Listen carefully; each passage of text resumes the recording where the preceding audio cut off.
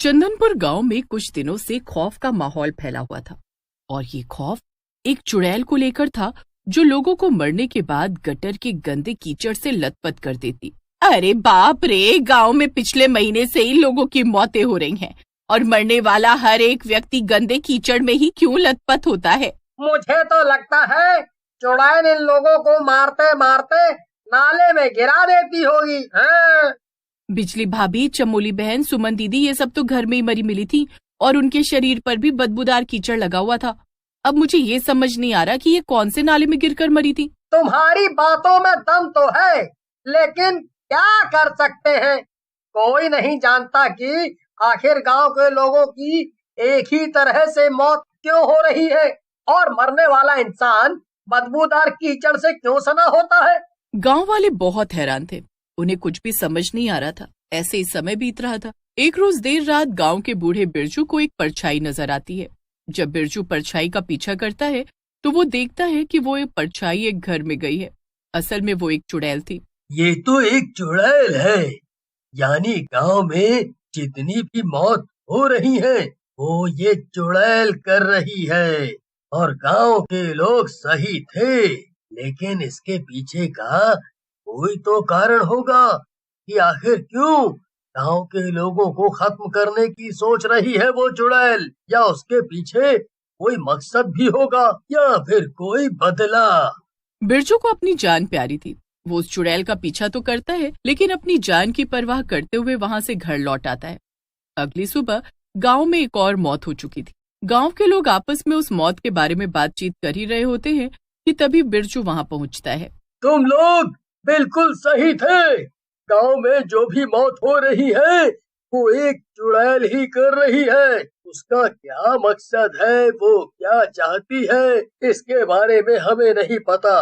कल रात जब मैं सोने जा रहा था तो मैंने एक परछाई देखी और जब मैंने उसका पीछा किया मुझे पता चला कि वो परछाई एक चुड़ैल है। बाप रे, इसका मतलब हम सही थे। गांव में पिछले कुछ दिनों से गांव के लोग जिस चुड़ैल को देख रहे थे वो सच था। मुझे तो मजाक लग रहा था। आज तक मैंने कोई भूत प्रेत और चुड़ैल नहीं देखा। अभी उस चुड़ैल का नाम लेना बंद करो और इस बात का पता लगाओ कि आखिर उसका मकसद क्या है, वो चाहती क्या है और क्यों गांव के लोगों को मार रही है। गांव के लोग तो बेकसूर हैं। आखिर हमने ऐसा क्या कर दिया जो वो हमें मारने पर तुली हुई है? इतना कहने के बाद सभी आपस में विचार करने लगते हैं। तभी वहाँ एक बाबा आते हैं जो दान दक्षिणा मांग रहे थे। अरे बाबा, दान दक्षिणा की बात ना करें। आपकी जो इच्छा, हम आपके लिए वो सब कुछ कर सकते हैं जो आप सोच भी नहीं सकते, लेकिन हम एक दुविधा से बचा दीजिए। आप बहुत अच्छे समय पर आए हैं। बिल्कुल बिल्कुल बाबा, आप हमारा उद्धार कर दीजिए। दरअसल पिछले कुछ समय से हमारा गांव एक चुड़ैल के प्रकोप से सताया जा रहा है। मुझे सब मालूम है बच्चा, इस गांव में एक महाशक्तिशाली चुड़ैल का साया है जो गांव के लोगों को मारने के मकसद से घूम रही है। अब तक उसने करीब 10 लोगों की जान भी ले ली है। अलग निरंजन, मुझे सब ज्ञात है।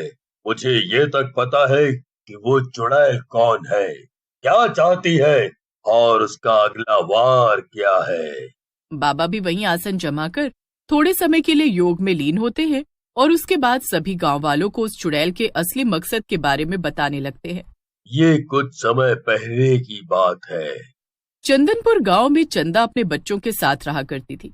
चंदा का पति काफी समय पहले ही मर चुका था। चंदा शहर के गटर की सफाई करके पैसे कमाई करती। अरे चंदा बहन, अनर्थ हो गया। आज मेरे और सुमन बहन के घर चोरी हो गई है। चोरी में चोरों ने गहने जेवर चुरा लिए। अब तो मैं कहीं मुंह दिखाने लायक नहीं रही हूँ। अपनी बेटी मुन्नी की शादी के लिए थोड़े गहने रखे थे, वो भी कल मुझे चोर ले गए। ये तो बहुत बुरा हुआ चमोली बहन। मुझे तो कुछ समझ नहीं आ रहा कि ये हुआ कैसे। इस चोरी को करीब 15 दिन बीत चुके थे। गांव में और भी कई चोरियां, जिससे गांव वाले काफी परेशान हो जाते हैं और किसी को कुछ समझ नहीं आ रहा था कि आखिर चोर है कौन। ऐसे ही समय बीत रहा था। एक रोज जब चंदा गटर साफ कर रही होती है तो उस गटर में एक लाल रंग के कपड़े की पोटली मिलती है। जब चंदा उस पोटली को खोलती है तो उसमें सोने के गहने जेवर मौजूद होते हैं। जिसमें से कुछ जेवर चंदा भी पहचान रही होती है। ये गहने जेवर तो जाने पहचाने लग रहे हैं। कहीं ऐसा तो नहीं चोरों ने हमारे गांव से चोरी करके गहने जेवर इस गटर में छुपा दिए। इसे मैं गांव लेकर जाती हूँ, क्योंकि इसमें कुछ गहने जाने पहचाने हैं जो चमोली बहन पहना करती थी। अब चंदा उस गहने की पोटली को लेकर गांव आती है और गांव वालों को दिखाती है। गांव वाले अपने गहने पहचान कर उसे ले तो लेते हैं, लेकिन वो लोग चंदा को शुक्रिया करने की बजाय उसे खरी खोटी सुनाने लगते हैं। तुझे ये गहने गटर से मिले हैं या घर से लेकर आई है? देख, तू सच सच बता।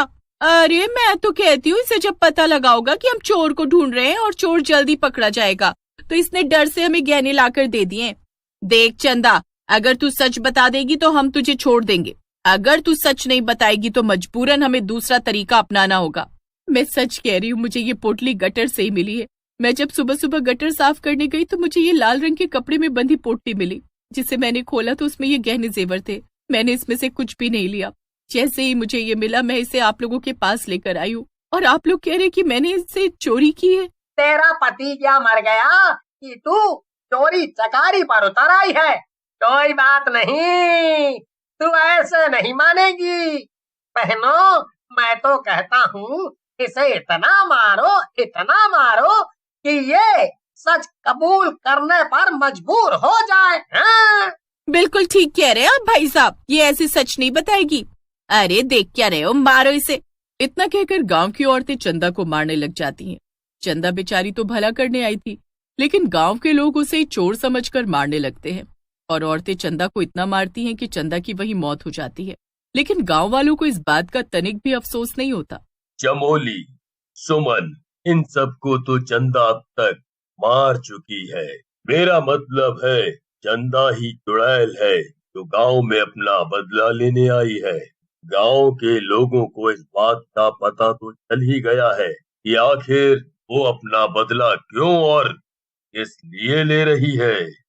मुझे एक पल को शक हुआ था कि हो ना हो ये चंदा की आत्मा तो नहीं जो गटर में काम किया करती थी, क्योंकि मरने वाले लोगों के शरीर से भी गटर जैसी बदबू आती है। बाबा जी, आपने सारी कहानी तो बता दी, लेकिन अब उस चुड़ैल से बचने का उपाय भी बता दीजिए, वरना धीरे धीरे गांव के लोग मारे जाएंगे और एक समय ऐसा आएगा जब पूरा गांव खत्म हो जाएगा। ठीक है, फिर कल अमावस्या की रात है। कल सुबह से ही पूजा की तैयारी की जाएगी और रात के 12 बजे तक ये पूजा चालू रहेगी, और उस दौरान ही हमें चंदा की आत्मा को प्रकट करना होगा। अगर वो नहीं आती तो समझ लो गांव में विनाश निश्चित है।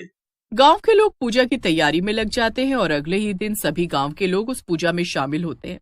बच्चे, बूढ़े, जवान सभी लोग पूजा में शामिल होकर विधि विधान से पूजा कर रहे होते हैं। बाबा भी उस पूजा में शामिल होते हैं। अब सुबह से रात का समय होने को आता है। सभी को उम्मीद थी कि वो चुड़ैल अवश्य आएगी, और होता भी ऐसा ही है। पूजा के अनुसार वो चुड़ैल वहां प्रकट होती है। चुड़ैल को देखकर गांव के लोग डर जाते हैं और कांपते हुए हाथ जोड़कर उस चुड़ैल से माफी मांगने लगते हैं। मुझे तो तुम्हारी मौत के बारे में बहुत बाद में पता लगा। मैं उस वक्त वहाँ बिल्कुल भी मौजूद नहीं था। फिर भी मैं बाकी गांव वालों के लिए तुमसे माफी मांगता हूँ। हाँ चुड़ैल बहन, हमें माफ कर दो, हमसे गलती हुई है। हमने तुम्हें नहीं समझा। अगर हमने तुम्हें समझा होता तो आज तुम हमारे बीच होती। मैं गांव वालों पर कैसे विश्वास कर लूं? जब ये मेरे ना हो सके तो मेरे बच्चों के क्या होंगे? गांव वाले हाथ जोड़कर एक साथ चुड़ैल से माफी मांगते हैं और उसके बच्चों को अच्छी स्कूल, अच्छी परवरिश देने का वादा करते हैं। तब कहीं जाकर वो चुड़ैल गांव वालों को माफ करती है, और जैसे ही चुड़ैल गांव वालों को माफ करती है उसे मुक्ति मिलने लगती है। उसका शरीर भस्म होने लगता है। गांव वालों की आंखों के सामने चंदा की आत्मा को सदा के लिए मुक्ति मिल जाती है। ऐसी ही मजेदार वीडियो देखते रहने के लिए सब्सक्राइब करें और मेरे वीडियो को लाइक करें।